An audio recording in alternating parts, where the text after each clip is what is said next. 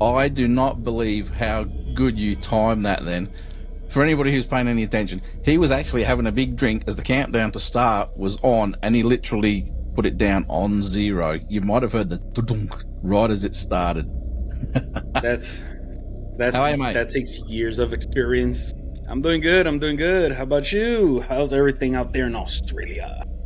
Well, it's actually very, very interesting, if I don't say so myself, or if I do say so myself, however you want to take that. But I thought tonight we'd actually talk about some of the stuff that is on the WAPR page. That's the West Australian Paranormal Researcher, for anybody who doesn't know what it is. It's been going off, and there's lots of stuff going on there at the moment. I'm not sure how much you've been looking at. Actually, I've been looking at a bunch of stuff, and I see that a couple of members are putting up a lot of interesting content, may I add. They have an Insidious Chapter 6. I'm sorry, go ahead. Hang on, oh no, what's just happened? I actually just lost the entire thread that I had ready to start reading. So let's have a look. Where's it gone? All right, so the first one we're going to talk about, now these are all obviously mostly going to be West Australian based things, but the first story we've got, which is up on the page and it was shared by Jay, and it is to do with the Yowie. We have had a recent, it's a couple of years old now, but it's the story of a Yowie sighting here in Roleystone. Now, Roleystone, if you don't know Roleystone, if you're not in WA, is just up in the hills. It's probably no more than an hour from where I live now, and it was probably 15 minutes, 20 minutes away from where I used to live. So where we live in Perth, we're actually on a plateau, and then you've got the hills, and obviously it just goes off from there. It's pretty flat after that, actually, but Roleystone is right up on the top of the hills, not far from sort of the back of Kelmscott, Armidale area. And in 2020, say 5 years ago, I guess, but that's still pretty recent for reports these days, there was this awesome story. So I'm going to share this story. It says, on the 18th of December, it was around 7 p.m. It was just before Christmas, obviously. A man and his wife were walking their dog along Croydon Road in Roleystone. Just past the Botanic Park, their dog started acting strange. As they were walking up the hill, the dog refused to walk any further. They tried to drag him, but he wouldn't budge. The man could see that the dog was shaking and started to whimper. Just as they decided to turn around and go back, they heard a really loud, deep, guttural growl from the trees above and to the left of them, which made them jump. Ooh. Then they noticed some of the branches in one of the trees and the grass trees were shaking violently. They stood there frozen because they didn't know what was going on. The man said, in a sense of dread came over them, and he said he felt rooted to the spot. He couldn't move. His wife made no move either. Then all of a sudden, something that looked like a man covered in hair popped up and began moving from behind the trees. It looked at them before it took off running past them, and then it turned to look at them again as it disappeared into the trees. Because it was above him, he couldn't say exactly how tall it was. Remember, we were going up a hill, but it looked solid and very well built. He could see black hair hanging down all over his arms and legs and head. The face was surprisingly hair-free and had two deep inset black eyes, a bulbous nose, big lips, and drawn back exposed pointy teeth. That doesn't sound like a friendly fellow, does it? No, the man and his wife were so shocked that by it that they stood there for several more minutes. Both were shaken and walked away very quickly, as fast as they could, to get away from it. After searching online for answers, the man contacted the person that wrote this story in the hopes that somebody in Roleystone had seen similar.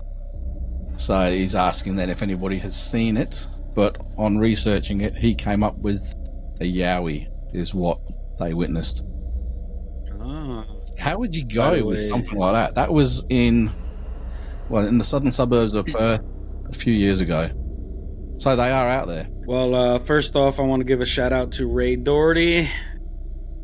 And that is interesting because, to my understanding, I thought, some Yowies, Bigfoots, all these Sasquatch, they have pointy teeth? I thought they've had more like a Neanderthal kind of grill. Well, there's different stories because there's a lot of people that say the Yowie or the Bigfoot or the Sasquatch or the Yeren or the Yeti, there's 1,000 different names for this thing, are like a herbivore or a, eat plants and stuff like that. So in that instance, you wouldn't think they would have a canine type pulled back, pointed, exposed tooth. But there are a lot of stories about them killing deer and things like that, which means some of them are very much carnivores, and they would have pointed, sharp teeth. So it makes you wonder. It makes you wonder what they came across, and maybe there are two different types out there. There may be the types that live off the leaves and things like that, and then you just like humans, and then you've got those that are normal and eat meat. Herbivores, carnivores, vegetarians, and vegans. Yeah, for sure. But honestly, me myself in that position, I wouldn't. But if I was,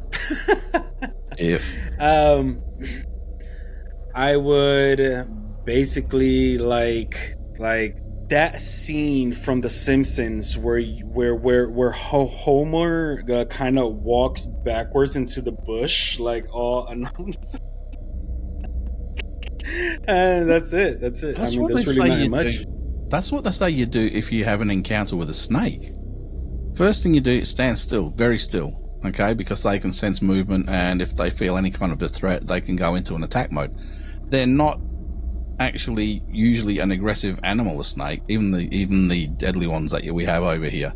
They're very shy, and they will work their way away from any situation if they can. It's only when they're cornered that they rear up and they go for it. Now, obviously, if they're startled, they're still going to be the same. They're gonna respond as any human would do. And maybe it's the same kind of thing with one of these. You're going to be frozen. I know exactly what he's saying when he says he's going to be frozen to the spot, because when we go on a paranormal investigation, we're going out looking for a specific thing. But if you're in the sticks, right, like when we go on a Yowie investigation, we've never really come across anything. We've gone to places where there have been reports, and we've personally never seen anything as yet. But for me, if you come across something that is that big and that powerful, if he intended to do you harm, there's not a damn thing you can do about it. He's going to do that harm, and you can't. Literally don't have a leg to stand on. So, standing on the spot, I don't know if it would work. But that edging backwards, ever so slowly, and then belting it as fast as you can is probably my thing. Yeah, because it's like in America, right? You'd know about this. If there are certain types of bears, the idea is to shrink down, play meek, and just let them just go off and do the other type. Just take away with it, and go away. And then there are other ones where you have to get all grizzly and stuff like that, you know what I mean? And try and intimidate them. If you've got a Bigfoot that, or a Yowie, or whatever other name you want to use, that's sort of 10 feet tall, even with my arms up, I'm not getting anywhere near 10 feet tall. When he puts his arms up, he's like 15 feet up in the air. And when he goes, I'm sorry, he's going to win that fight every day of the week. For sure. Now, I mean, me, myself, and we would absolutely review the situation. But as doing so, I'm a backup. Because, we're talking about something that's like 8 to 9 feet tall. According to Ray, they all come in all sorts of sizes and shapes, right? Yep. But let's say, 8-9 foot tall beasts with sharp teeth, man. Like, yeah, there's no I've heard that, with bears, the worst thing you could do is basically lay yourself on the floor on a silver platter, but you're supposed. I don't know if I could do it. I don't think I can do it either. Oh, it's a bear. I don't know. Pretend I'm asleep. Oh, yeah. I would not be doing that. No. Problem is, they'll be able to track me because there'll be a very distinct odor of me belting it down this because I'll be crapping myself. And they'd be able to track me for bloody miles. He went that way. I smell him. Yeah. I actually learned, being here in Florida, that, since the attack of gators is very well possible, even though I haven't seen one yet, you can't run in a straight line. You have to zigzag. So, apparently once the gator gets on its 4 legs, it could like bolt.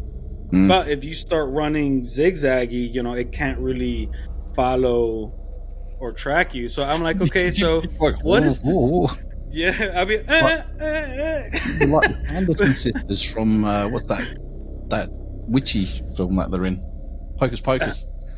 They do this walkie thing like that. Why didn't an alligator do that? Can't get me. But with a bear, we're gonna have to figure something out about bears. Now with Sasquatch, I'm with you there. I'm with you. We're both gonna leave a distinctive smell. Yeah, this is one of the things that I went through years and years and years ago. I was supposed to be involved in a TV show which was being shot in America, and they actually did shoot a show, but it was a 3-show deal that was happening, and we were supposed to come in the second show, but they made such a dog's balls of the first TV show. I'm not even going to tell you what it's called because it's been on Bio Channel. It's been on over there, and it got canned after the first one, and they dropped the other 2 shows, so we never got over there. But one of the discussions that we had in one of the podcasts that I did way back then was if we went to America and we went out into the sticks on a Bigfoot investigation, I would be crapping myself because if I saw a bear, I'm not looking to see what color it is to work out what I had to do. I said I would be running for my life. I said, you can't climb up a tree because they can climb. I said it would be jump off the first cliff you could, but they can swim. If you want to jump in the water, they could swim. I said, and they can outrun you. So I said, that's a scary thing. And then, it brought to mind the whole thing over here. Like, we've got the really deadly snakes and things like that, Not all of them, but there's a good majority. I think 8 out of the 10 most deadly snakes in the world reside here in Australia. Now, one of the things they can do is if you look under the belly plate of a snake, there's the abdominal scales, they split off into 2 different types. Now, if it's one type, they're not a venomous snake. If it's the other type, they are a venomous snake. Now, the biggest thing that goes around here amongst my group of friends is if I see a snake, I'm not looking at its ass to see if it's poisonous or not. I'm running in the other direction. And that's still the wrong thing to do. You're supposed to back away slowly. So I've had some very close encounters with brown snakes and things like that, which are pretty deadly. And I jumped off this small cliff once over on Rottnest Island and landed on the beach, and I had to freeze because literally right between my legs there was a snake crawling back towards and it was a brown snake heading back to. Sorry, it wasn't a brown snake; it was a dugite heading back towards the little cliff that I just jumped off, and I just froze. It didn't pay any attention to me. It just kept going, even though it was right under me and going back that way. So I just stayed there. But my mate, being an absolute idiot, jumped off afterwards, got a stick and started chasing us. Nah, I'm off. So you got to be very careful. You got to be very careful. Yeah, you're making me feel like, New York is a very safe place. No. The only thing we have to worry about are crackheads. Yeah, and they're a lot more unpredictable. Let me tell you that. Anyway, Yeah. getting back onto what we were talking about, it doesn't matter what we talk about, we go totally off topic. So, you know, I love we're it. sticking on brand with that. We should just rename the podcast to the Off Topic Crackheads. Chaos Show. Anyway, following on from that discussion about the Yowie in Rolling Stone, there is another one from a Connor M. Again, she said, I have lived many years in Rolling Stone and I had two unexplainable encounters. The first, she was a passenger in a car at an intersection of Canning and Pickering Brook Roads when a strange creature ran across the road in front of the car.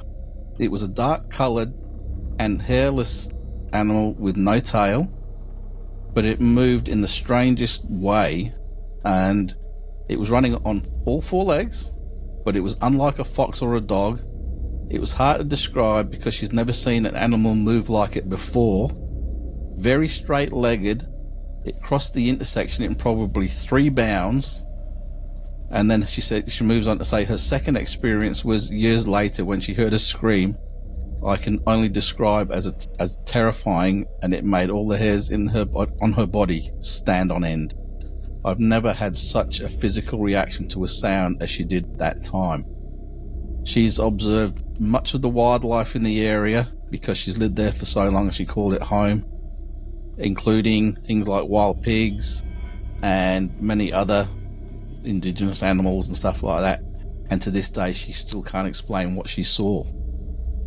What do you think about that? Because I've never heard anything quite like that. She said it was moving on all 4 legs, but the legs were very straight. But it was still able to cross a road in 3 bounds. You know what? Even with the first story, it sounds to me like they're describing a werewolf or like a dog man, more so than a Yowie.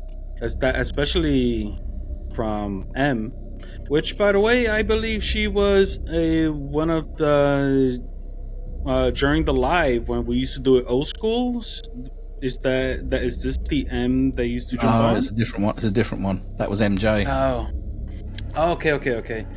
Anyhow, it sounds to me more so like it is a dog man kind of creature. Potentially, but she said there was no hair. Does that lead you more towards a chupacabra type thing? Because a lot of them are described as looking like a mingy kind of canine type thing with no hair or very minimal hair. Hair. Yeah. I mean, a chupacabra is not tall at all. Apparently it's like, you know, a size of a big dog. I don't know if she said it was tall. She just said it was a strange creature ran across the road. But again, that's out in... I mean, I know it's on the edge of going out into the sticks and stuff like that, but that's in Rolling Stone as well. Now, Cindy Giles, she's been on the page for quite a while, and she shares stories every now and then. She said she lived in Jarrahdale and had some really weird experience, including the most horrific screeching that to this day is unexplainable. That sounds very much like something that Ray Doherty was talking about. That screech. Maybe not one of because you know how he talked about there's several different types of creature out there. Not all of them are big creatures. Some of them are much smaller or human size or even smaller than human, but they still match that sort of hairy hominid type description. Because you know, these people have lived out in those areas for a very long time. You would have to think that if they'd heard something like that before, they would know it. And to hear something so strange that it just doesn't sound like anything else that they've encountered before, what are we talking about? Well, I'm sure, you know, with these ladies, you know, living in the area, I'm sure they could, you know, pretty much detect what kind of animal is what in that area. So for them not to know what this is, no, it's it leaves you questions. Whether or not you want to go to Rolling Stone. I mean, I'm just saying. Yeah, exactly. Now,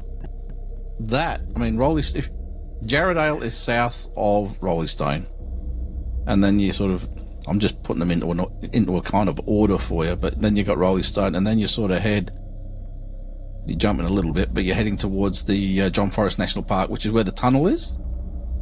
And in before that is Kalamunda. Now there have been Yowie sightings in Kalamunda as well.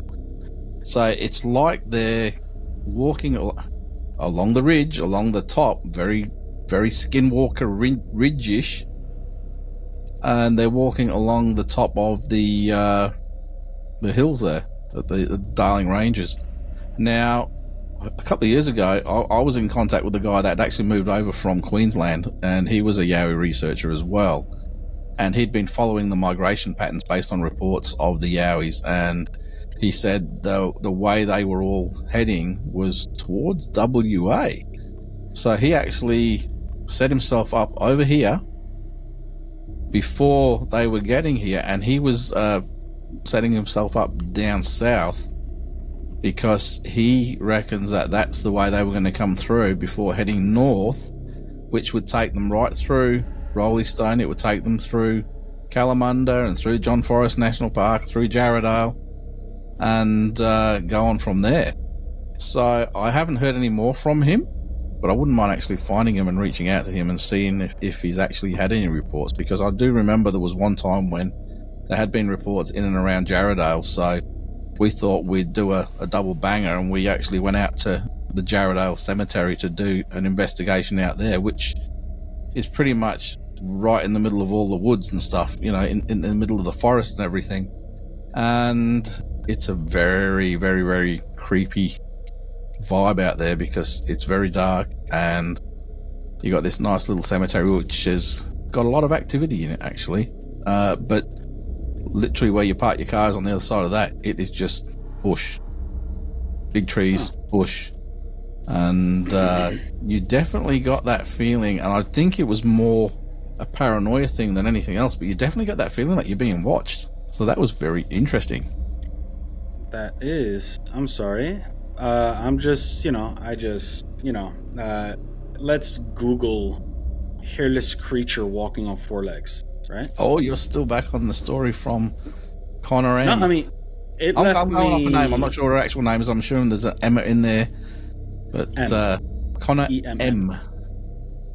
Yeah, so I just stayed, just wondering, and there are a lot of images regarding alien creatures. Really? That they look kind of lizardish.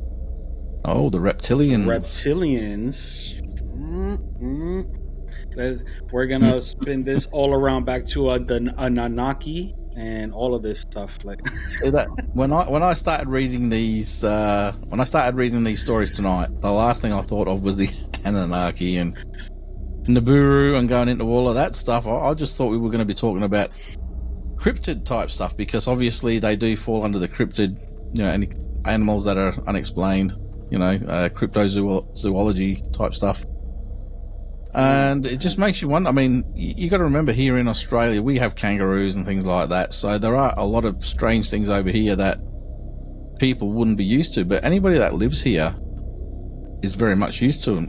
And to give you an idea, when we picked up the new car, we went round to show my stepdaughter the car, and literally they're clearing some land just directly over the road from where they live, and my grandson saw the big truck and he goes, "Oh, can we go and have a look at the truck?"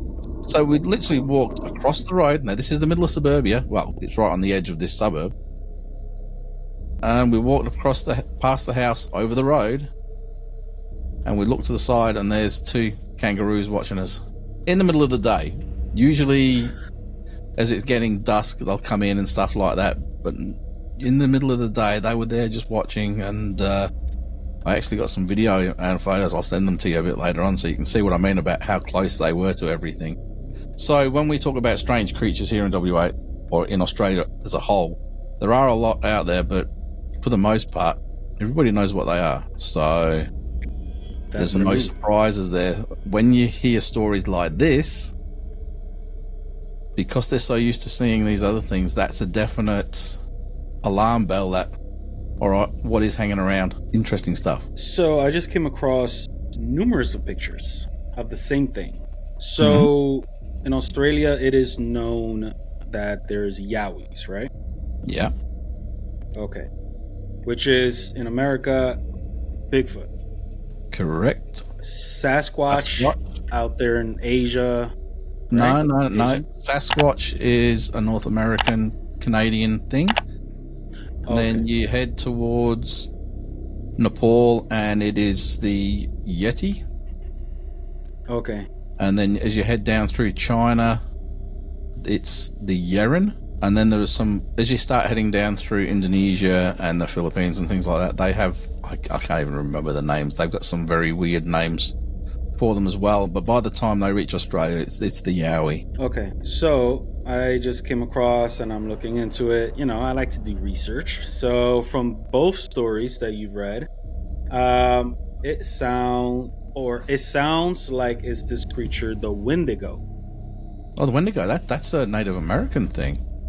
Which Really? I guess, like what you're saying, a Wendigo comes across very much like, you could almost call it a dogman type creature. Walking on four, it's tall, it has teeth, is known to be cannibalistic, and there are even some pictures of this thing looking almost like it has a goat head. Yeah. This is awesome. Thank you, Gary. Thank you. This is amazing. I love my Friday mornings. But and then of course we got the know. Siamese, the Sphinx cat. Just they had to put the cat there. Yeah. But yeah, the Wendigo definitely. See, the big thing, the difference between Americas, the Native Americans, we know about a lot of their folklore. The skinwalker, a lot of these things. The Indigenous Australian society are very tight-lipped about anything to do with their superstitions. We know a few of them, but not really. Like the Yowie, you got the Woggle, you got the Rainbow Serpent, and things like that. But these other things which people encounter from time to time, we don't really know much about what they think. Because here in Australia, when you go out into Aboriginal lands and things like that, they have their tribal lands where they still use tribal law now. They don't follow the land, the laws of the land. They have their own tribal law. Like you'll get speared, or you'll get whatever it is that they do. They still do that in some of these places, and they're so far removed from everybody that we just don't know what they encounter out in those places. And what if those places, these creatures are starting to venture closer and getting more curious and closing in on, the outer reaches of metropolitan areas and things like that. It's very interesting that it's all happening sort of over the last few months.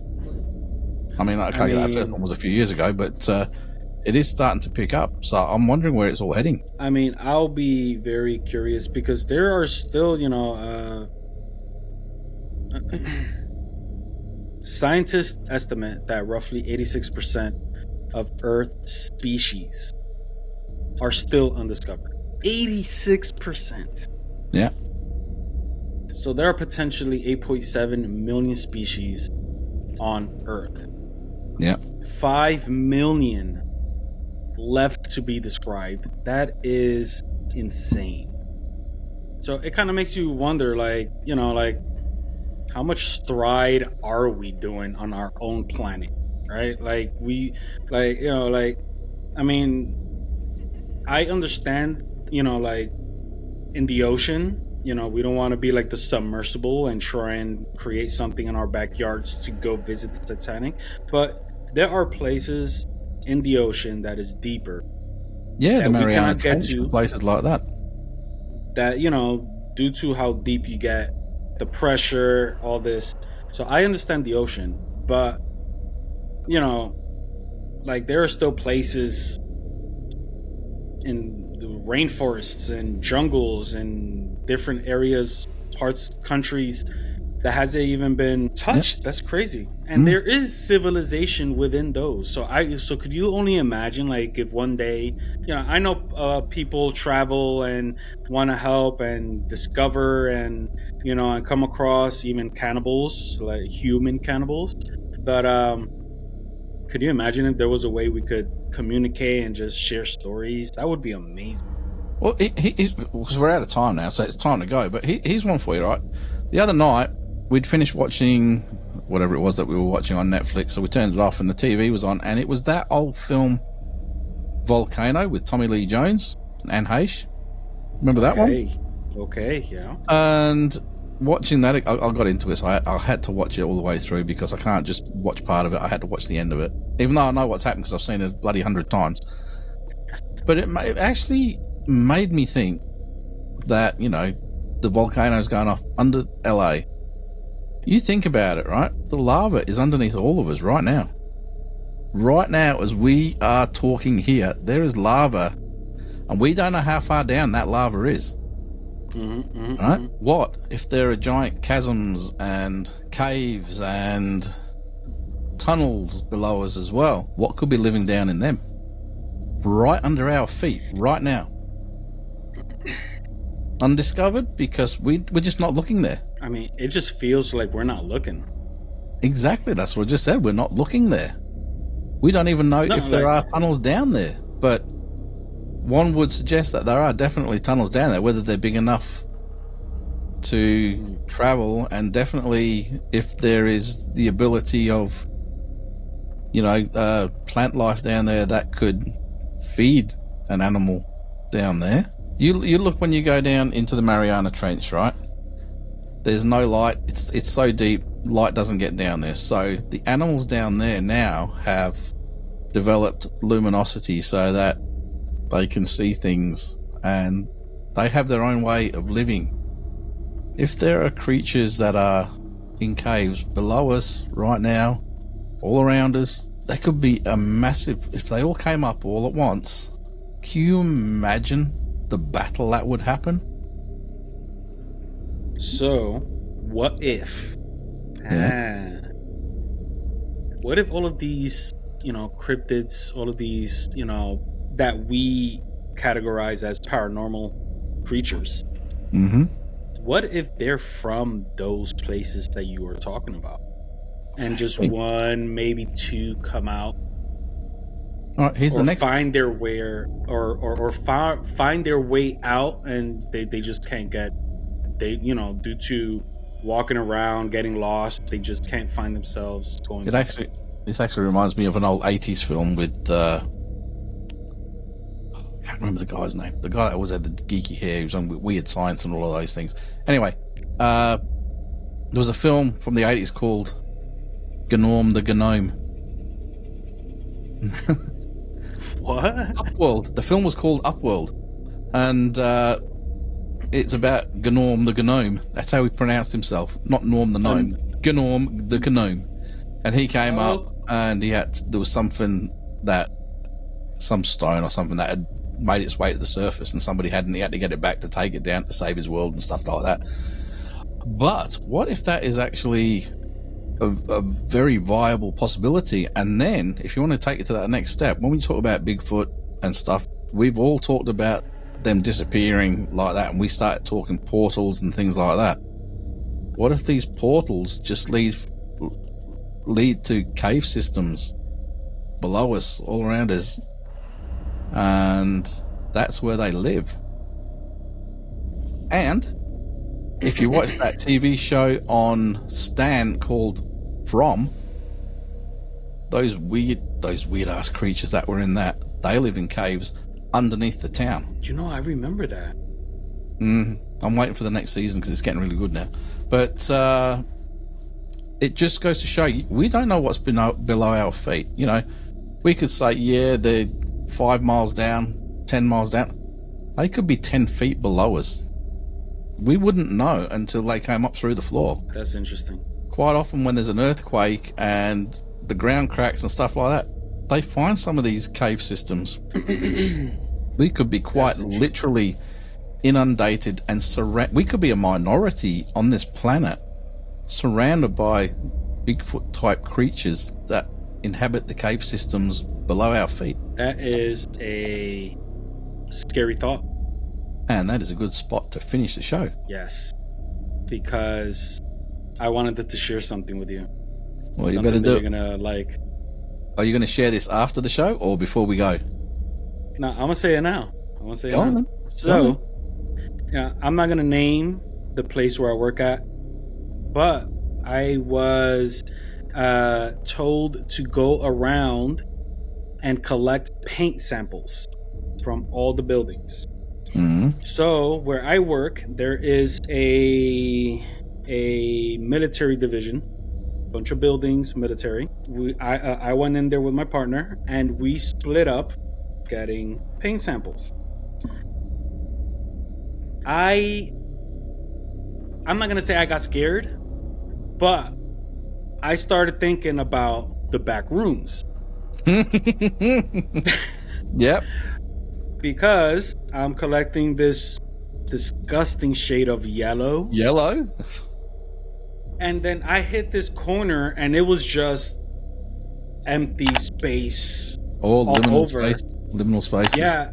And then I'm hearing the freaking fluorescent light bulbs. And then I'm like, you were in the back rooms. Dude, I was like, JP. All right. Before we go, I have one question for you. Did you record it? I was just doing my job collecting paint samples. Anyway. Oh, man. That was so disappointing, man. You should have been recording that. Anyway, on that, it is time for us to go. So until next week, it's a goodbye from me, and have a good one, you guys. Take it easy, peeps.